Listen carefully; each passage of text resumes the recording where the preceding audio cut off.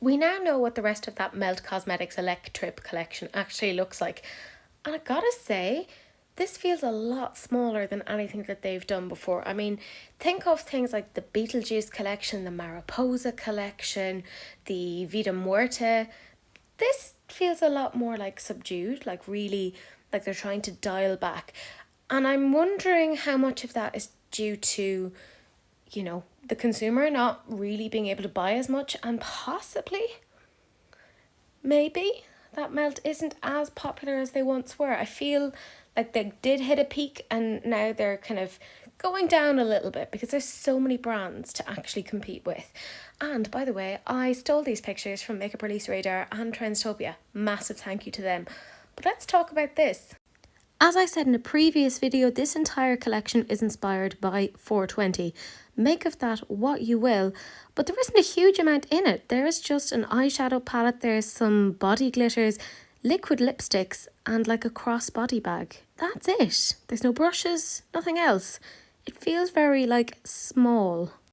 I talked about the palette before, but now I know how much it is, and it is $58, which feels very expensive.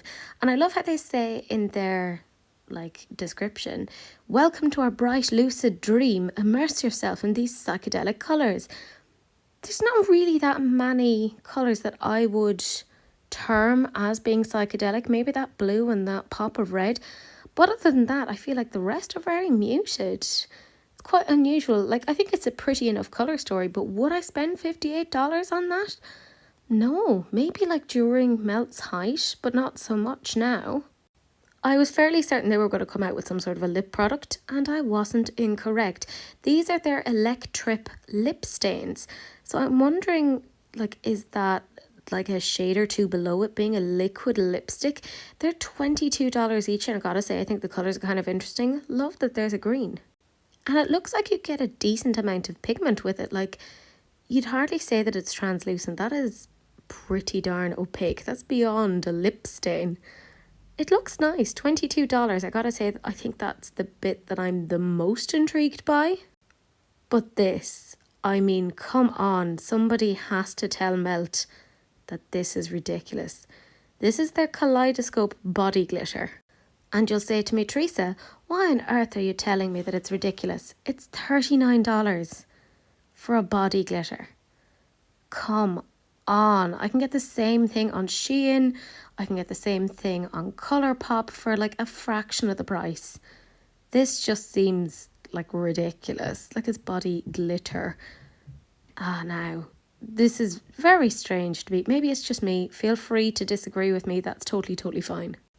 And then, well, at least this year they're not doing any drug memorabilia that they've done before. This is just a crossbody sling bag, but it is $39, which seems pricey enough. I wonder what materials they're using in it. It's hardly leather, because I know that they're a vegan brand, or at least they have been. So, I don't know, very strange. As I said before, I feel like this is a much more subdued Melt collection than we've ever gotten in the past. Again, let me know what you guys think. Do you think this is down to the finances of the consumer? Is it down to maybe waning popularity? Because I'm kind of thinking it might be a little bit of a combination of the two, but I don't think I'll end up picking up any of this. Partly I'm trying to be better, but also this just is meh. And I do feel like a lot of this stuff could be duped out with stuff that they have before. All of those shades in that eyeshadow palette.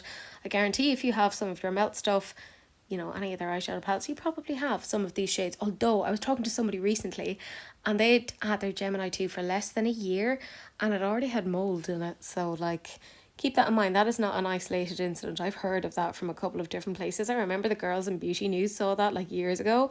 So these aren't exactly things that you can stockpile. Not that you should be stockpiling makeup. Listen to your own advice, Teresa. But let me know what you guys think. I have this over on my Instagram stories, or if you're lazy like me and can't be bothered with voting, just put your comments down below.